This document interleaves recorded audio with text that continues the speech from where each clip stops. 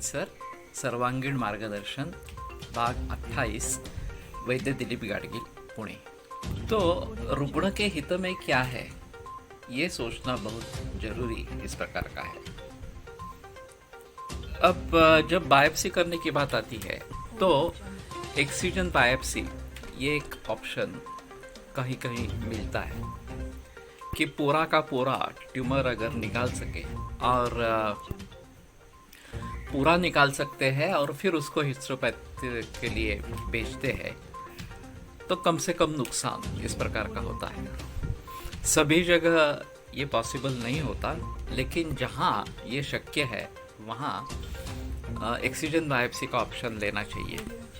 नहीं तो बायोप्सी का मतलब होता है कि थोड़ा सा टुकड़ा निकालना और उसकी जांच करना।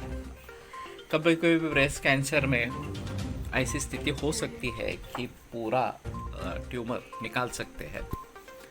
तो मैं सुझाव देता हूँ कि अगर इस प्रकार का ऑप्शन अवेलेबल है, ये कर सकते हैं, तो बेहतर है कि हम पूरा का पूरा निकालें और फिर उसको हिस्टोपैथ में भेजें। ब्रेन ट्यूमर्स के बारे में काफ़ी दिक्कत होती है क्योंकि पूरा का पूरा ट्यूमर बहुत बार नहीं निकाला जा सकता और 70-80% इतना ही निकाला जा सकता है।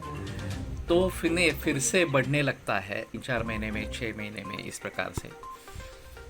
और फिर कितनी बार ऑपरेशन करेंगे उसका फ़ायदा नहीं होता, या फिर रेडिएशन दे देते हैं फिर भी वो बार बार बढ़ता रहता है। इस प्रकार की स्थिति दिखती है।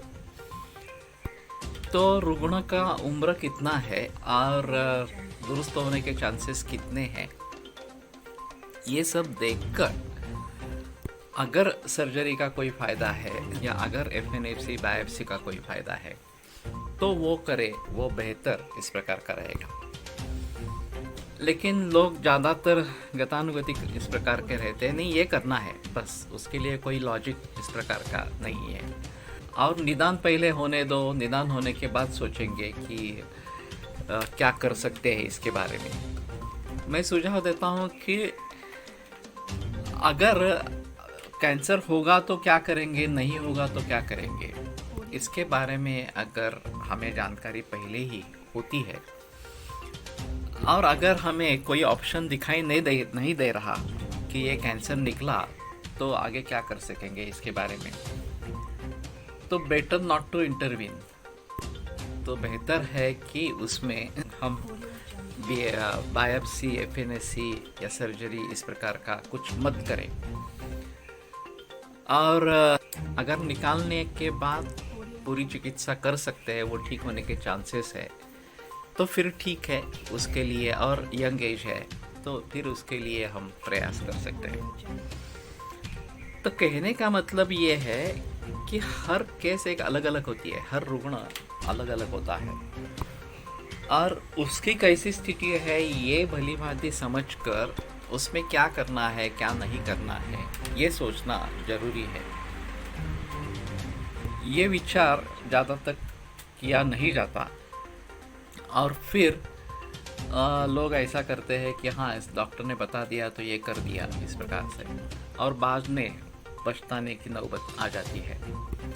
तो ये न हो, इसलिए शुरू से ही इसके बारे में सर्वांगीण विचार करें और फिर जो योग्य कदम है वही उठाइए। ये इसके लिए सबसे अहम है। मूल मकसद इस जो श्रृंखला है, ऑडियो श्रृंखला है, इसका लोगों को इसके बारे में जानकारी देना ये है। अब ये जानकारी हासिल होने के बाद हम इसके बारे में एक वेबसाइट इस प्रकार की निकालेंगे जिसमें एक जनरल जानकारी इस प्रकार की होगी, सर्वसामान्य जानकारी होगी। कैंसर क्या है, विविध प्रकार उसके क्या प्रकार के हैं और उसके लिए क्या क्या सावधानी हमें बरतनी है, लाइफस्टाइल कैसी चेंज करनी है वगैरह वगैरह, और खाने पीने का बदलाव किस प्रकार से लाना है। तो लोगों को एक मार्गदर्शन मिलेगा कि क्या क्या हमें करना चाहिए।